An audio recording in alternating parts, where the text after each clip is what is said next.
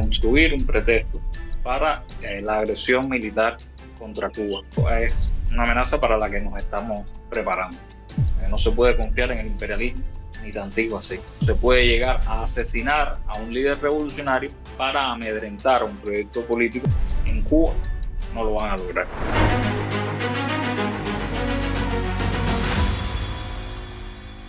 Yo creo que es un momento muy tenso, un momento muy peligroso para Cuba.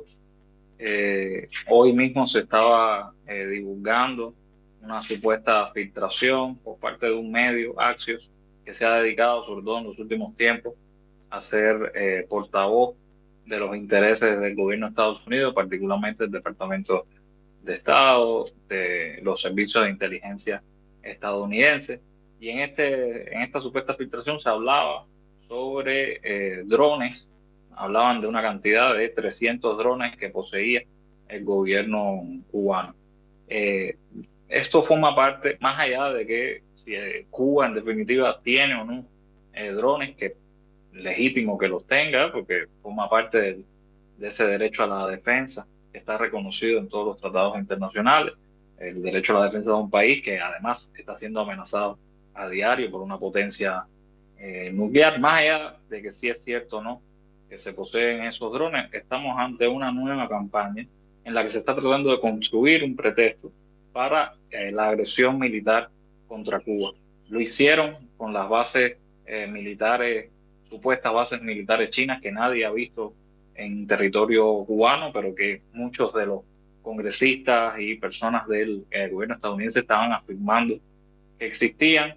Hace poco en una audiencia, el congresista Díaz Balart le preguntaba al secretario de Guerra, como se hace llamar ahora Pete Hegseth, le preguntaba si en definitiva Cuba era una amenaza para la seguridad nacional, y entre las cosas que utilizaban como argumento para ello era también supuestas bases de inteligencia, supuestas bases de espionaje de Rusia en territorio nacional que tampoco pueden probar ni tampoco pueden declarar que existen. Lo cierto es que el director de la CIA estuvo hace poco en Cuba. Hay un diálogo que ciertamente no ha fluido bien, no ha tenido el progreso, el avance que se quisiera, pero se está construyendo una campaña de establecer un pretexto, como se ha hecho ya en otros países, como se hizo en Siria, como se hizo en Libia, como se hizo en Irak, en Afganistán. O sea, el modus operandi de Estados Unidos se repite una y otra vez, y hoy la amenaza contra Cuba es ciertamente muy riesgosa y es una amenaza para la que nos estamos preparando.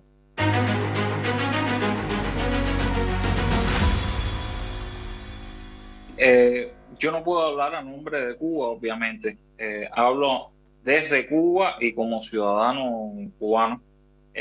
Para mí fue muy chocante conocer esta noticia a través de un comunicado oficial de que se estaba entregando a Estados Unidos a Alex Saab.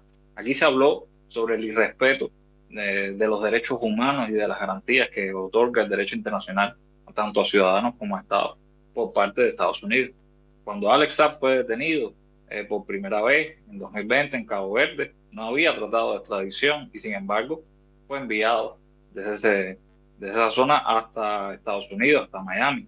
Ahí se alega y muchas veces se acusa a Estados Unidos de que se violentaron los derechos humanos de Alex Saab, que fue sometido a tortura.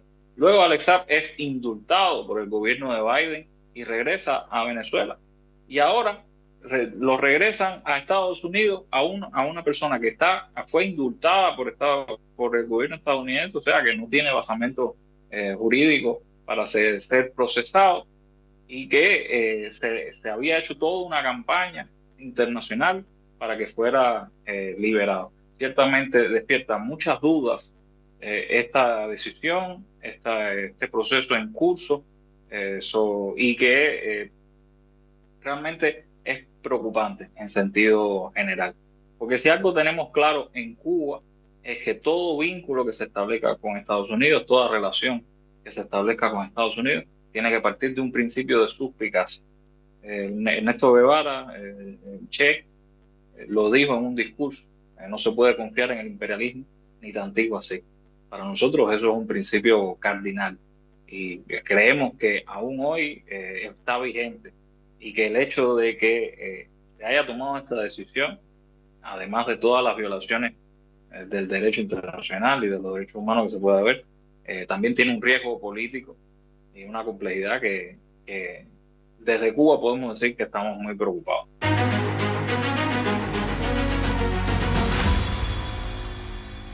Sí, yo creo que el enfoque más correcto es ese, no entender lo que está sucediendo en Bolivia de manera individual, de manera separada.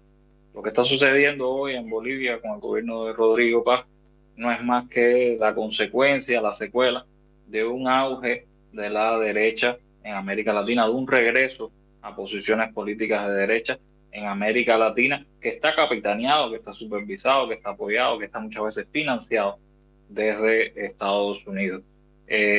Y ese auge de la derecha en América Latina va a tener y está teniendo como víctima a la clase obrera de toda América Latina. Porque lo que está pasando hoy en Bolivia, ese enfrentamiento de los obreros, esa huelga, esas manifestaciones que se están dando contra el gobierno, exigiendo incluso la renuncia del actual presidente, se está dando también en Argentina con las reformas que está haciendo o que hizo y que continúa el gobierno de Milei con su idea neoliberal de grandes recortes en programas sociales y de abandono de garantías al pueblo en materia económica. Y es lo que se puede dar en cualquier país donde se pierdan las bases populares de un proyecto político, se traicionan esas bases populares y se plieguen las clases políticas a los intereses de Estados Unidos. Y máxime si estamos ante una administración como la actual del presidente Donald Trump, que es la expresión más concentrada de la tendencia fascistoide, que también está teniendo un auge en el propio Estados Unidos y contamina, por supuesto, a todos esos países que están orbitando alrededor de la influencia estadounidense, eso que se llamó Escudo de las Américas, un nombre bien rimbombante, y que agrupa a eh, una selecta grupo de países bien vasallos, bien serviles a los intereses de Estados Unidos. Así que en tanto, y además lo que pasó en Bolivia, también tenemos que verlo como resultado de una depauperación del proyecto alternativo que alguna vez se basó en el movimiento del socialismo que lideraba Evo Morales, en las luchas intestinas que se dieron en la izquierda en ese país. Así que yo creo que las lecciones que podemos tomar de Bolivia son dos. Una, que forma parte del auge de la derecha que dirige Estados Unidos. Y dos, que en todo momento las flaquezas, las debilidades de la izquierda, de los movimientos alternativos, han servido de caldo de cultivo para este auge y ha depauperado en definitiva la capacidad de respuesta de los pueblos ante esos programas y esos paquetazos neoliberales que tanto lo afectan.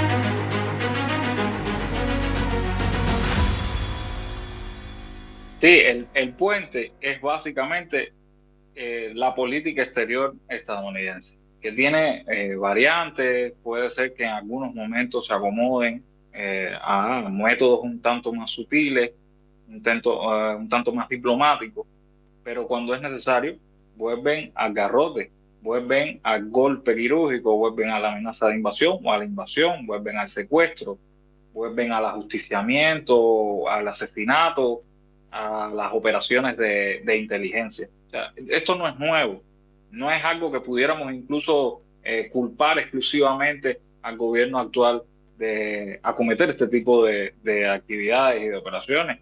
Estados Unidos desde siempre y sobre todo durante el siglo XX ha dirigido operaciones de asesinato moral, es decir, operaciones de calumnia a líderes populares, a líderes revolucionarios, operaciones de golpes de Estado, de cambios de regímenes y operaciones de asesinato, de atentado.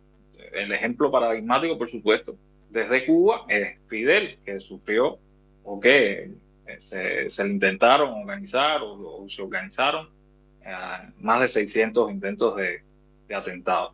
O sea, cuando vemos el panorama de América Latina hoy, esas amenazas que hoy sufre Evo Morales son las amenazas que se concretaron en la fatídica madrugada del 3 de enero en Venezuela, en Caracas, cuando secuestraron a Nicolás Maduro en un entorno, en unas circunstancias que todavía falta mucho por esclarecer, y son las amenazas que está sufriendo hoy, por ejemplo, Raúl Castro, el general de ejército, que ya no es presidente de Cuba, que ya no es primer secretario del partido en Cuba, es un hombre que está retirado de la vida pública, aunque por supuesto tiene mucha ascendencia política por lo que simboliza para Cuba, pero está siendo amenazado hoy de que puede ser procesado por un supuesto delito, por un atentado contra unas avionetas en los años 90, cosa que se ha demostrado más de una vez que fue un ejercicio de legítima defensa del espacio aéreo cubano, pero hoy intentan revivir esa campaña, otra campaña más, para amenazar al general de ejército, a Raúl, pero no es solo, o sea, no podemos ver esto como amenazas a individuos, a Evo Morales, a Nicolás Maduro, a Raúl Castro, a Miguel Díaz-Canel, el presidente de la República de Cuba. Se intenta silenciar, se intenta anular e incluso se puede llegar a asesinar a un líder revolucionario para amedrentar un proyecto político, para amedrentar a las bases populares sobre las que se sostiene este liderazgo. Para el caso de Cuba, las amenazas han sido, como les decía, de los últimos tiempos. O sea, Cuba ha estado amenazada prácticamente desde la historia de la revolución, desde los años 60, desde el mismo triunfo revolucionario en 1959. Pero en los últimos tiempos las amenazas se han hecho prácticamente diarias, de que un portaaviones estadounidense va a estar a pocos metros de la costa cubana, de que se están sobrevolando aviones, de que pueden invadir, de que pueden secuestrar al presidente Miguel Díaz-Canel, como mismo secuestraron a Nicolás Maduro, de que pueden hacer este proceso judicial contra Raúl. Y esto no es más que tratar de romper la unidad de un gobierno, de un proyecto, porque si no se rompe la unidad, una acción del imperialismo carece de la eficacia necesaria para lograr sus objetivos políticos. O sea, todo este tipo de amenazas, todo este tipo de acción, ya sea desde operaciones de inteligencia o de amenazas de tipo bélico, tienen como objetivo romper, minar la unidad y tratar de que en estos países, ya sea Cuba, Venezuela, Bolivia, las fuerzas de izquierda se quiebren. Y más si son fuerzas de izquierda que están en el poder. Desde Cuba lo que podemos decir es que no creo que lo hayan logrado, no creo que lo vayan a lograr, incluso con todas las amenazas que han urdido. No se va a quebrantar la unidad en torno al proyecto político revolucionario, y en ese sentido, por mucho que se esfuercen, lo que quizás puedan haber logrado en otros países, en Cuba no lo van a lograr.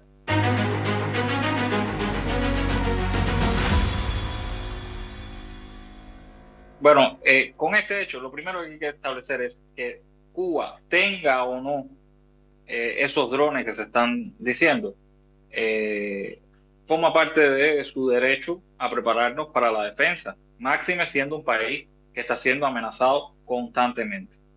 En ese sentido, hay que partir del hecho de que lo primero que hay que hacer es sospechar ante cualquier afirmación de Estados Unidos con respecto a una nación que intentan someter, que intentan ocupar o que intentan hacer una operación de cambio de régimen. O sea, hay un precedente, hay un largo historial de falsa bandera con respecto a Estados Unidos y a sus acusaciones. Recordemos las supuestas armas de destrucción masiva que, según Colin Powell y el gobierno de Bush, tenía Saddam Hussein. Recordemos toda la campaña de calumnia contra Gaddafi en Libia. Recordemos cómo se acusaba al gobierno de Bashar al-Assad de ejercer terrorismo con armas químicas. Recordemos cómo se acusa constantemente, sería hasta simpático si no fuera por las consecuencias trágicas que tiene este tipo de discurso. O sea, todos los años, tanto Israel como buena parte del gobierno o del establishment estadounidense acusaba o alertaba supuestamente a la comunidad internacional de que Irán estaba a 2 días de tener armas nucleares. Y eso era todos los años. O sea, y hoy han invadido o han bombardeado Irán y no hay a la vista ningún arma nuclear, por supuesto. O sea, siempre que hay este tipo de acusación o este tipo de filtración, entre comillas, del gobierno de Estados Unidos, hay que desconfiar. Pero desde Cuba, lo que sí podemos decir es que con drones o sin drones, independientemente de que sea cierto o falso, que tenemos 300, 600 o 900 drones, independientemente de eso, Cuba va a ejercer su derecho a la legítima defensa. Cuba va a defender su soberanía. Cuba no se va a rendir, no se va a plegar a los intereses imperialistas. Toda negociación, todo diálogo que se establezca entre Cuba y Estados Unidos tendrá que ser sobre la base de no sobre la base del sometimiento ni del vasallaje. Cuba está dispuesta a defender su soberanía, la justicia social, la dañada en los últimos años por la crisis, pero conquistada en gran medida por el proceso revolucionario. Estamos dispuestos a defenderlo por cualquier medio y es parte de nuestro derecho a la legítima defensa, a la defensa de la soberanía y al hecho de que los cubanos somos los únicos que podemos decidir lo que pasa en Cuba. No van a ser ni los estadounidenses ni otro tipo de intereses de potencias extranjeras.